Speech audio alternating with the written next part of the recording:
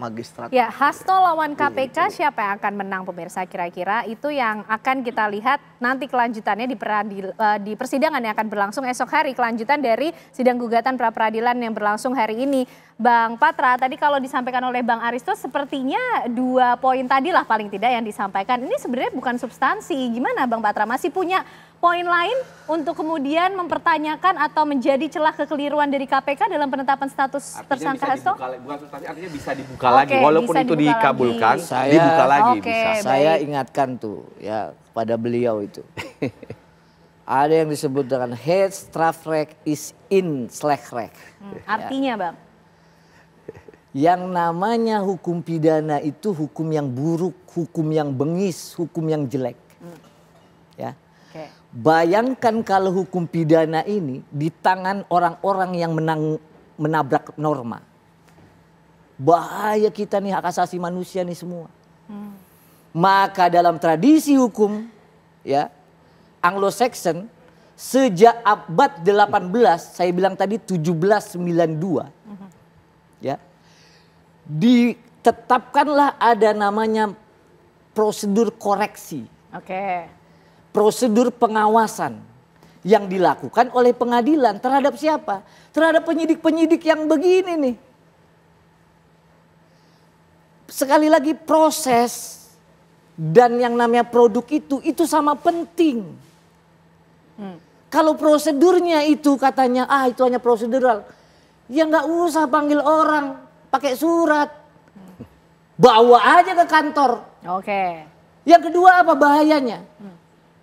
Kita mengajak masyarakat, masyarakat, ini ada seorang sekjen partai, pemenang pemilu, dibegitukan.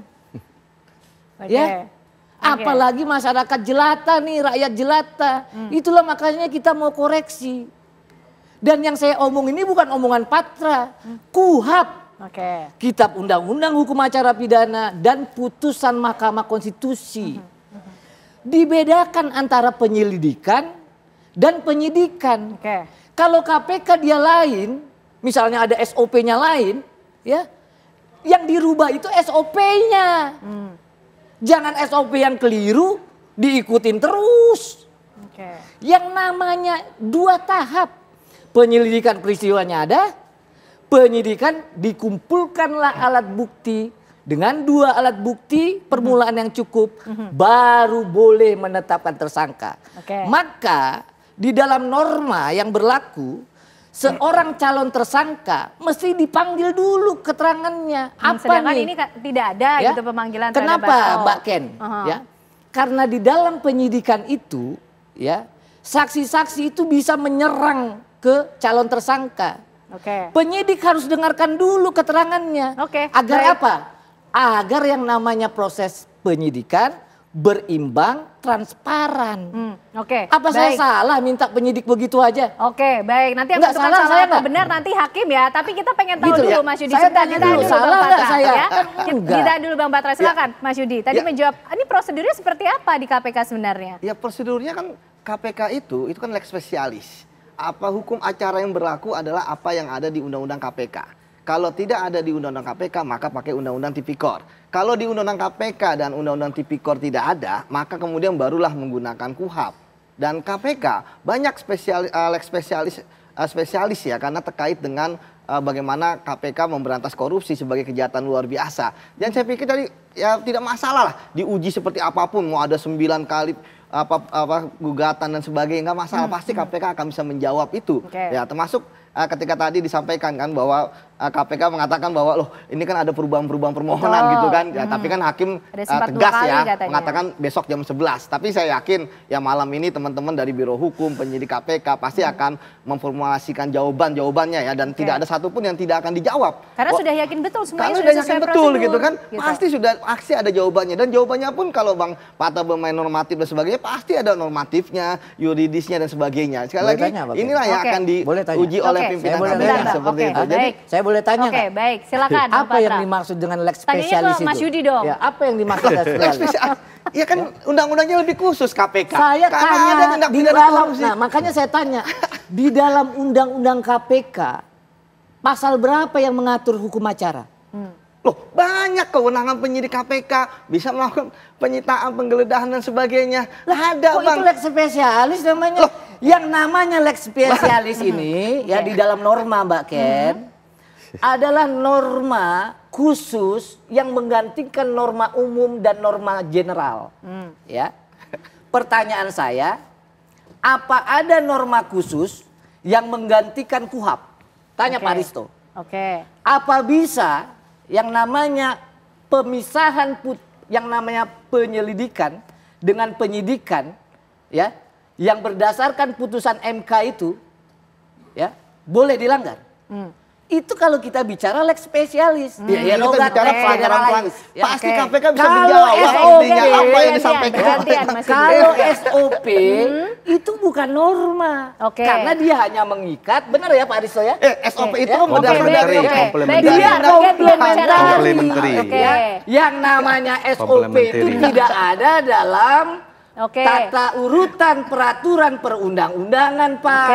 Kalau dia tidak ada dalam tata urutan peraturan perundang-undangan, maka dia bukan norma. Tidak berlaku asas yang namanya pengecualian dalam lex spesialis. Coba kita tanya suhunya dulu. Itu lahir dari mana? Ditahan Bang Patra masih ditahan. Coba sekarang gantian Bang Aristo. Lex spesialis, lex generalis ya. Karena ini supaya pemirsa juga tahu apa yang terjadi sebenarnya. Jadi persoalannya gini, pertama penyelidikan dan penyidikan itu adalah bagian dari bahasa sederhananya mau menginvestigasi. Itu loh ya. KPK atau polisi ini mau menginvestigasi. Dibagi dua, penyelidikan dan penyidikan. Penyelidikan itu ngapain? Penyelidikan itu cari faktanya. Ini tindak pidana atau bukan? Ini ada kejahatan nggak? Ya, peristiwa pidana. Iya, ada jahatnya nggak? Penyidikan itu ini siapa yang jahat? Nah ini sederhananya. Di KUHP itu hanya mengatur begitu saja. Artinya dia mengatur abstract guidelines, tidak detail. Karena dia tidak mengatur tidak detail, maka setiap lembaga-lembaga ini kadang-kadang menafsirkan sendiri-sendiri caranya. Misalnya saya kasih tahu, di Perkap itu kadang-kadang Bang, Perkap manajemen Kapolri itu, dia tulis penyelidikan adalah bagian dari penyidikan. Boleh. Ditulis, artinya dia menerjemahkan penyelidikan bagian dari penyidikan. Nggak ada masalah. KPK juga melakukan itu. Kalau saya lihat penyelidikan bagian dari penyidikan. Makanya kadang-kadang dia memakai bukti-bukti yang pada saat penyelidikan dipakai di penyidikan. Makanya sprindiknya suka ada langsung ada namanya. Nah kira-kira argumentasinya Bang Patra tuh gini. Wah, kalau penyidikan itu baru dimulai, kok sudah ada namanya? Kok Anda sudah tahu dia jahat padahal Anda belum menyelidiki?